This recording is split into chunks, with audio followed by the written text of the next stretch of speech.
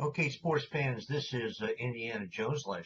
I'm just see one of my fine shirts there. You can get one just like it there for $1.298. Just send me an email, and I'll be more than happy to set that up for you. But why are we talking about you today? Because guess what? We found the missing link. Yes, they had used 3 cameras in this session here, training for the school board people. I believe that was on the 116 effort. So, hey, guess what?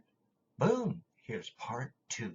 So stand by. There's lots of good information and help you understand a little bit as real people out there with students and a part of constituents, how you can interface, like that's a good computer term, with the district and how things can progress and be good for everybody.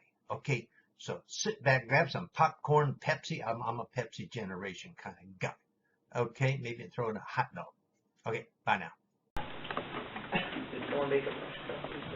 Oh, yes, it was mine. Just set it there. I'll be right there. Okay. Okay, so we'll re-adjourn for break at 2:17. And Mr. Escalante. Okay, thank you very much. We're going to take out your next packet of materials that look like this.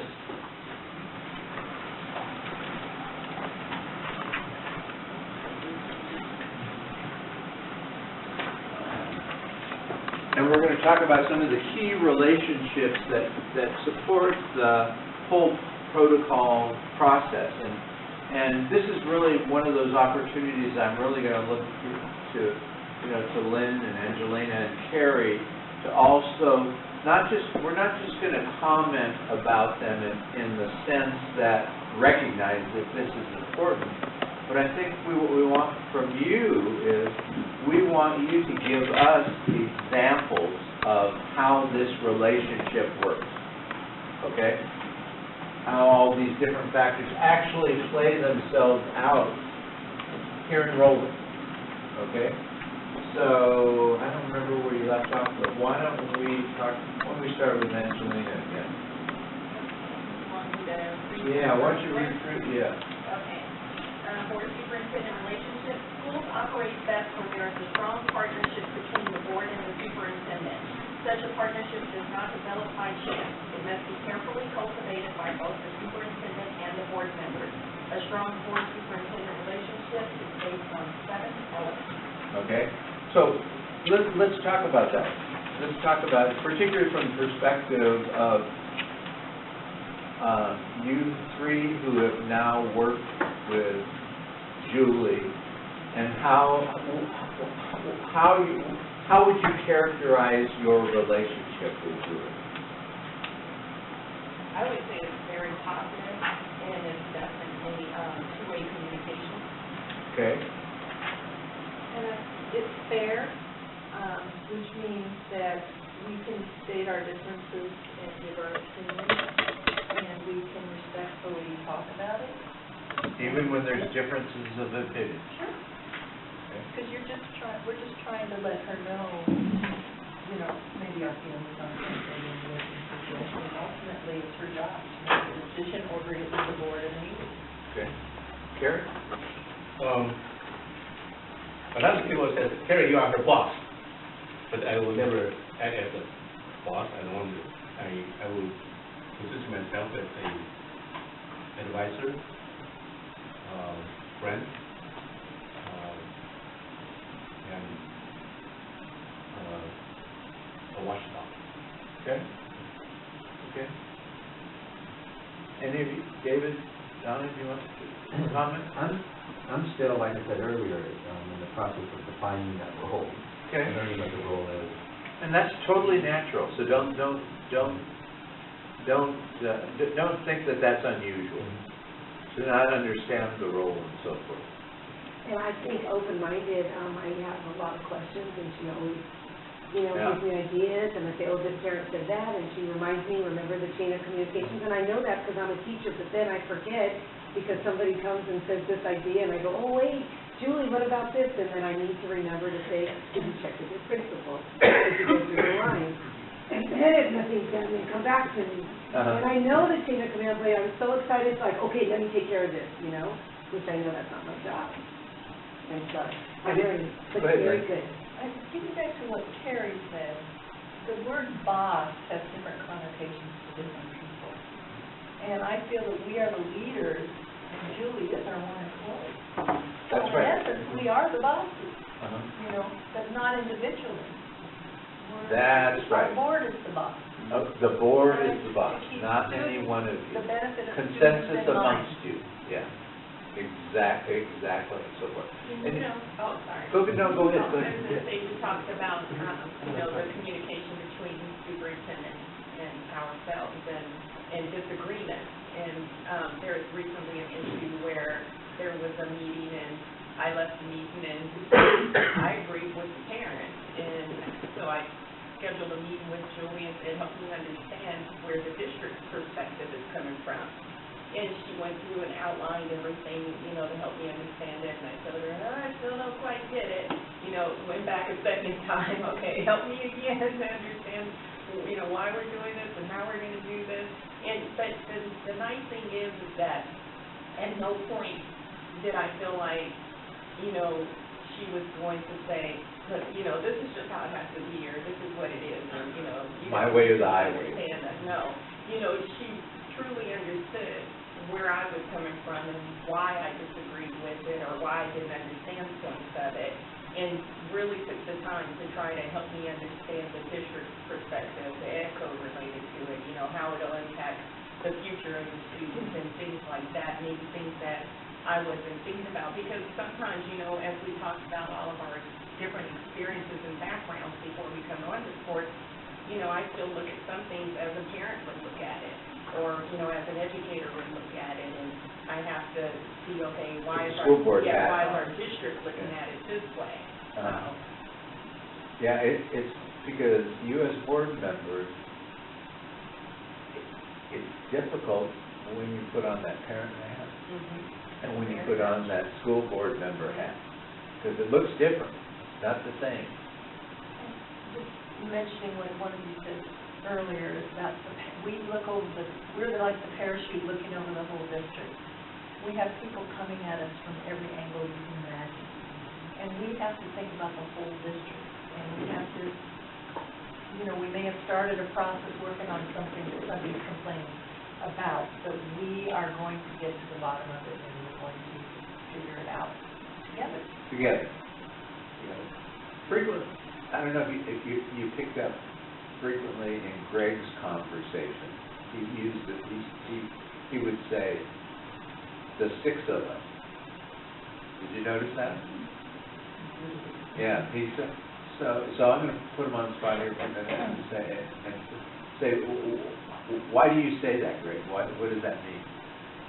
It's crucial. I mean, the 6U is from the California School Board Association. They've in the part of the fabric of working together. Joel's with us, or Michael's with us, and or Julie.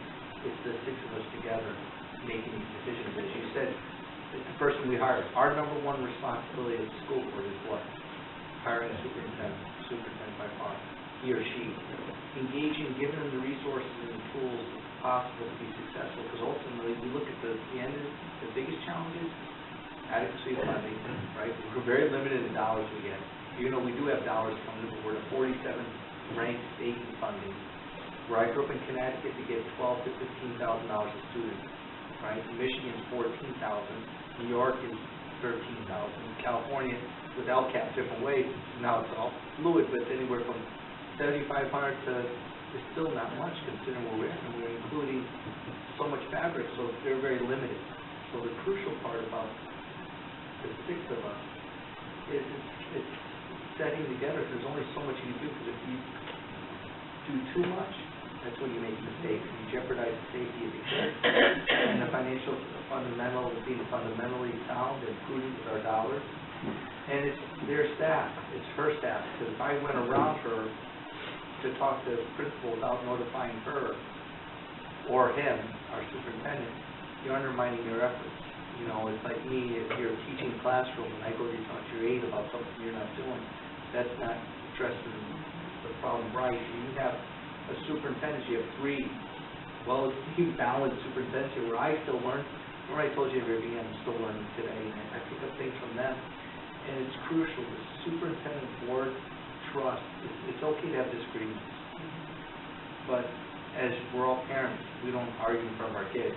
right? So there's a time and place to do that, right? You try to avoid it, because then people pick up sound bites, and they'll change what we're saying. And you know what I'm saying, they'll change what you're saying, they'll misinterpret the words you're saying, and ultimately, it's crucial, the more effective that you guys work with Julie to make the district, there's no reason why you can't say, hey, can we look at it this way? But those are important, because it saves time, you don't waste time when you do it that way, and it's important to look at each other as the same team. Because if you look at her, Julie or Joe or Mike as an outsider, or I know we're their boss technically, because it's the same thing, you deal with it. But there's time to do that during the evaluation. When you're doing the superintendent evaluation, which I'm sure Michael's going to get to, there's certain things you'd like to see. That's when you do those discussions. So that relationship is crucial, and we'll talk about how you can strengthen that relationship. And it really revolves around the concept of trust. And expectations, Michael. We talked about what's the expectation for turnaround. Like if I have a parent come to me for a concern, I reach out to Michael. What's the time turnaround? What's a fair assessment? Like you want to, Donnie was mentioning, I want to answer them right away, but there has to be a protocol or understanding saying it's going to take Michael time to get to that department to find out the information. So you got to have like maybe a certain time window, Joe. I don't know what you would say, 48 hours or 72 hours, or Julie, if you have a certain type of agreement that you have, you try to get an answer back, because sometimes there's certain things you need to define. You got to tell them, you can't be mad at your superintendent without telling them what you expect. And you set that up when you have your conversation. Yeah, that's right, You together. get back to And me Julie within will say, 2 weeks. Yeah. yeah, You Julie set your will own- say to you, Julie should give you back, because I can get that back to you in a week, I can get that back to you in an hour, whatever it is, so that you have some sort of expectations for you.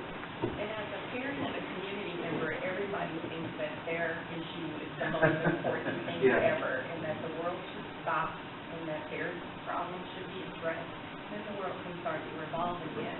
And so as board members also, we have to help to educate them that, you know, the superintendent and her cabinet, they're running a district, you know, we're here for the students. We're not going to stop everything to, you know, honor a request maybe that isn't, you know, urgent.